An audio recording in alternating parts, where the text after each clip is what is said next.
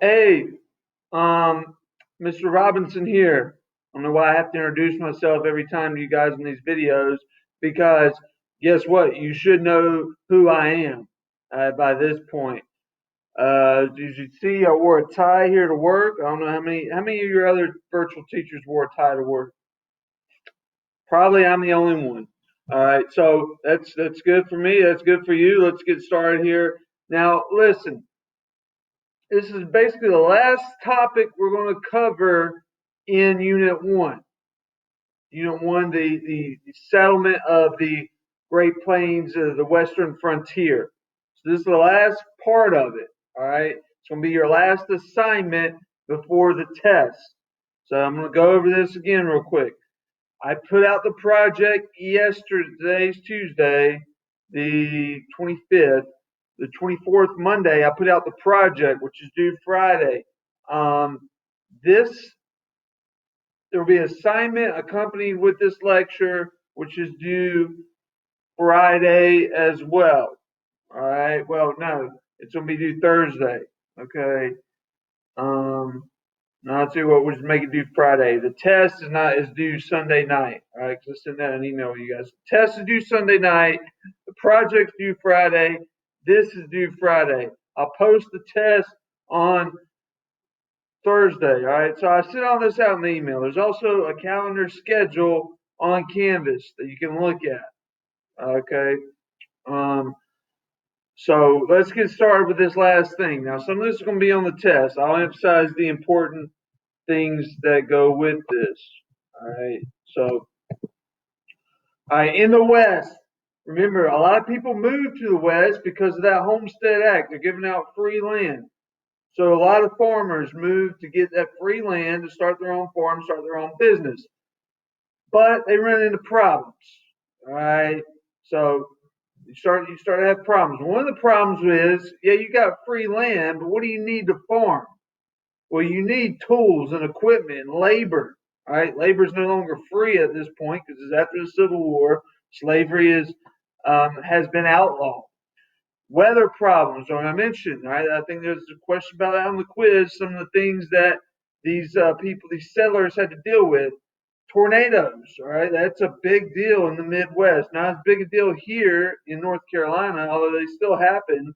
They happen a lot more frequently in the Midwest, in this Great Plains region.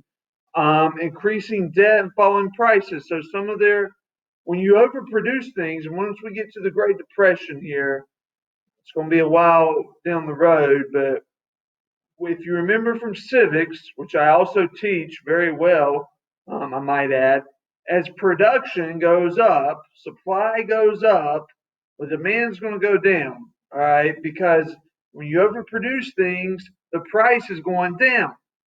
So, with that, with all these people moving out there and this overproduction of goods, the price is falling. Now, when these farmers started their farming land, all right, they had to go in debt, as most farmers do, to get equipment, to get seed, to get all these things to start their farming business. So they went in debt, but now their crops aren't paying off like they thought it would. Okay, it's kind of a gamble. All right, so their crops aren't paying off, so they can't get out of debt. Here's another problem. This is what we're going to get to. It's really important. Is the issue of the money supply and what makes money worth something. So what makes the dollar bill worth something?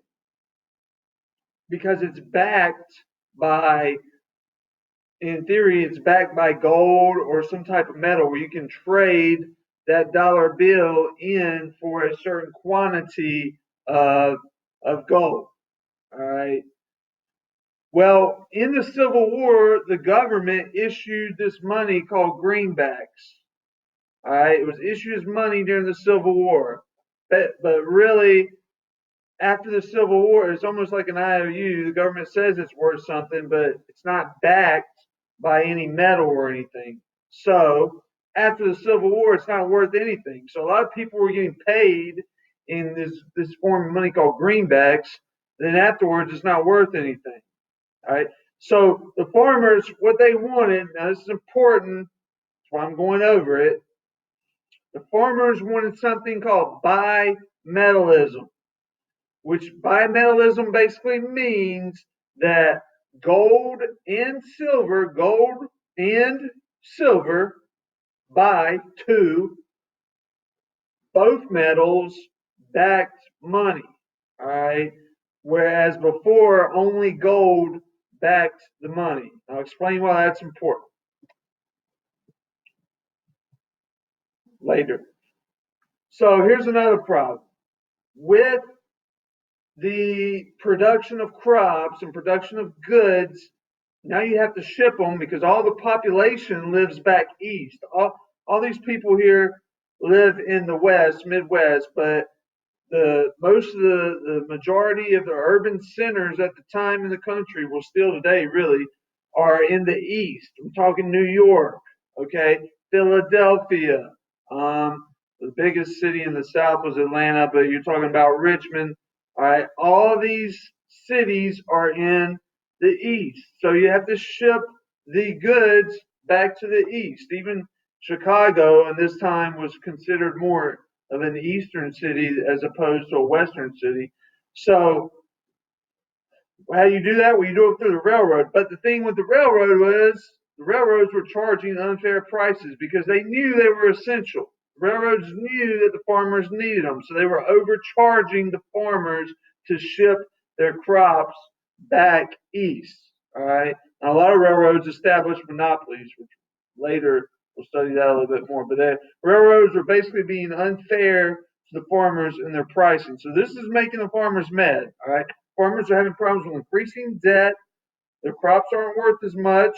All right. And then the railroads are overcharging. This is just a farmer group called the Grange. The Grange kind of started this congregation or committee of farmers trying to get things they wanted. So one, they wanted regulation of the railroads because remember the railroads are being unfair. All right. And then they wanted currency reform. So that's going to have to do with money, which I'm going to get into in a second. The government did respond in some ways, particularly with the Interstate Commerce Act, which regulated commerce and also kind of the beginning of the government trying to stop monopolies or trust, which is those two words are very important as we start to look at the next couple of units. So, populism. Now, this is where I want to get into the increasing of the money supply, particularly that word bimetallism. So, if money, you can only trade money for gold, right? If that's the only thing that makes the money worth something, then in theory, there is not that much money really in circulation, right? There's not as much there. So, think of it like this. If only $200, this is just a number, if only $200 of money is in circulation, but I need $5, all right, it's going to be hard to get that money. But if $500 of money is in circulation, it's going to be a little bit easier for me to get the money that I need, if that makes sense to you. If there's more money in circulation, it's easier for me to get my hands on that money to get out of debt. And the farmers were in debt. So they wanted money to not only be backed by gold, but to be backed by gold and metal.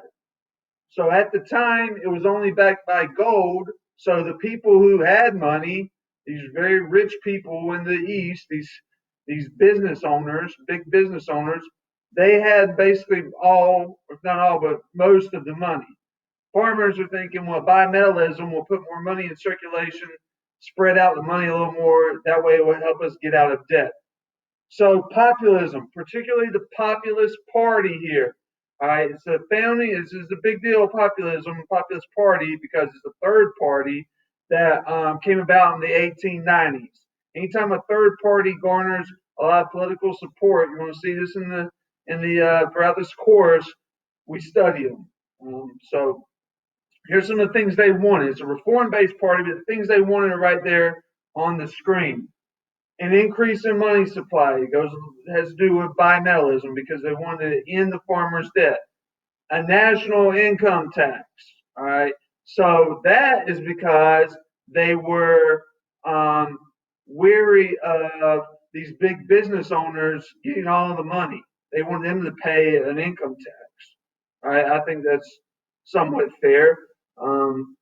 Pay an income tax, and that's eventually going to become a constitutional amendment. So that's a big deal. Not unlike your teacher. Your teacher, he's a big deal as well. Secret ballot, meaning this goes along with today. When you vote, all right, before this, people could find out who you voted for. All right. Now the ballot's secret. When you vote, all right, with some machine, you don't have. No one has to know.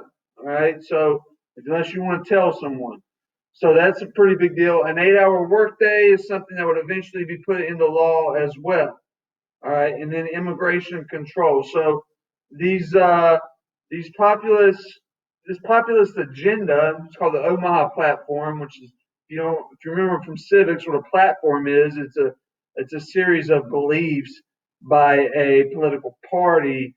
The Omaha Platform, that's what they had there, and it's pretty conservative beliefs at the time.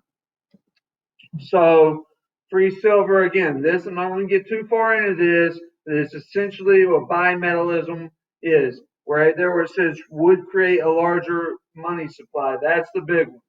All right, a gold standard. So gold standard is only if gold money is backed by gold. That would limit the money supply and only allow money to be in the hands of the rich, the wealthy. So when you think of gold standard, think of wealthy. It's good for the wealthy. Bimetallism, it's better for the people who are in need of money.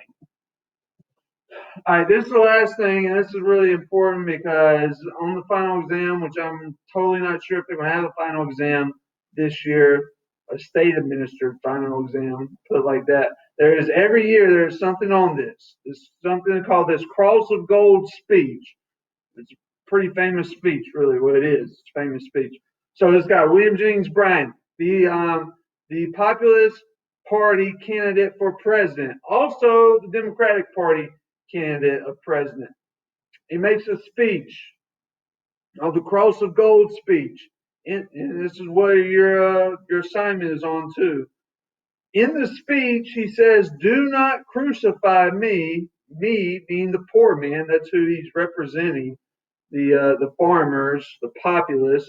All right, do not crucify me to a cross of gold. So it's important, okay? One, because in what religion is crucifixion a central part?